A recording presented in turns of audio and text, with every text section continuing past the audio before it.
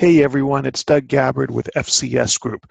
I calculate utility rates and system development charges for utilities and local governments in the Pacific Northwest. Today's video is specifically for my Oregon clients. I know it's that time of year when finance departments are starting to think about their audits and their CAFRs. But if you charge system development charges, you need to complete one more report in addition to those, and that's your annual system development charge accounting. So today, what I want to do is show you two things. First, I want to show you the statute that requires this report and what the requirements for the report are. And secondly, I want to show you an example of this accounting done well. So here we go.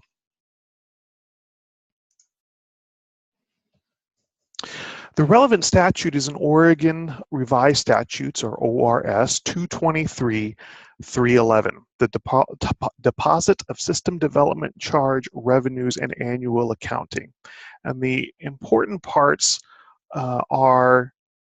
begin in this sentence: the local government shall provide an annual accounting to be completed by January 1 of each year, showing the total amount of system development charge revenues collected for each system and the projects that were funded in the previous fiscal year.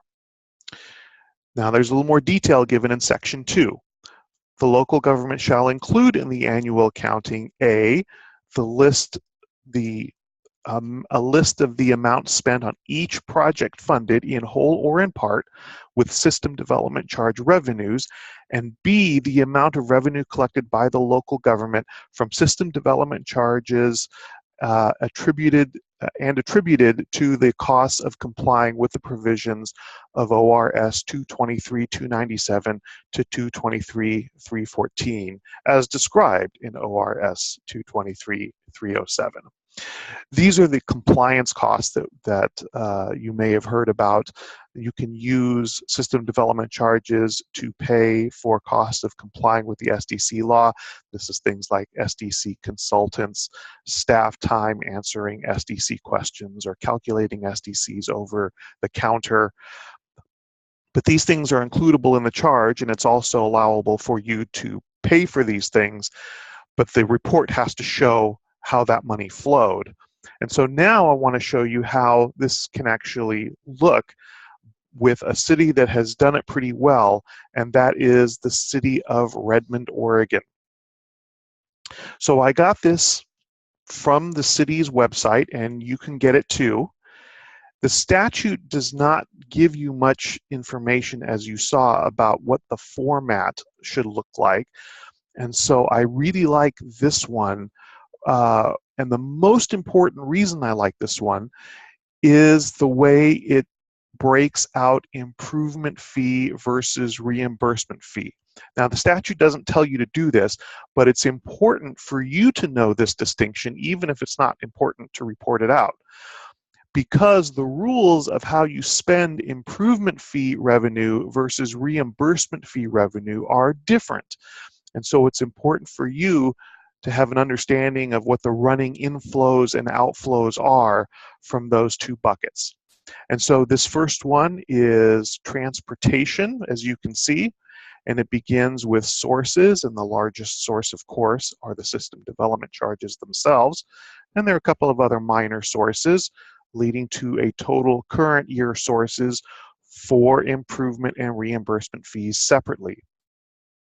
Likewise, there are uses that are also broken out by reimbursement fee and improvement fee separately. And the first one here are those administrative services costs. This is what Redmond calls those costs that are allowed in statute for the costs of complying with the SDC statute. Here you see a section where projects are enumerated one by one. This is good. This is the level of detail you want, including the amount of SDC's improvement fee and reimbursement fee separately that was spent for each project.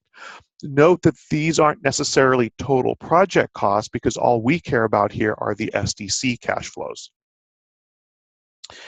They've got another category down here, project management and design costs, which to the extent that these are actual project costs, they're very likely completely legitimate costs to be paid for with SDCs.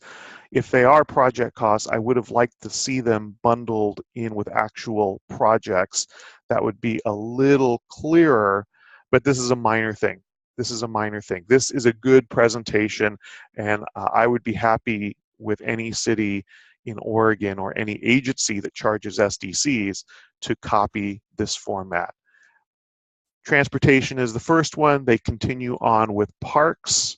As you can see, same format, same notes about what items are and how they relate to the statute. It's very clear that they're trying to stick very close to the statute. Water is next, and they finish up with wastewater. 4 pages. That's it. That's all you need. Now here's a fun little fact. While the statute tells you that you have to produce this report, it doesn't tell you what you need to do with it. I've known one city that dutifully creates a report like this. It's not Redmond, it's a different city. They create the report and then they stick it in the filing cabinet. Well, they've complied with the statute and that's fine. My suggestion to you is go ahead and transmit this to your city council or other governing body as an informational item. It's not something that they need to adopt, but it's something that they will get a chance to look at. And if looking at it stimulates some questions or conversation, maybe that's not a bad thing.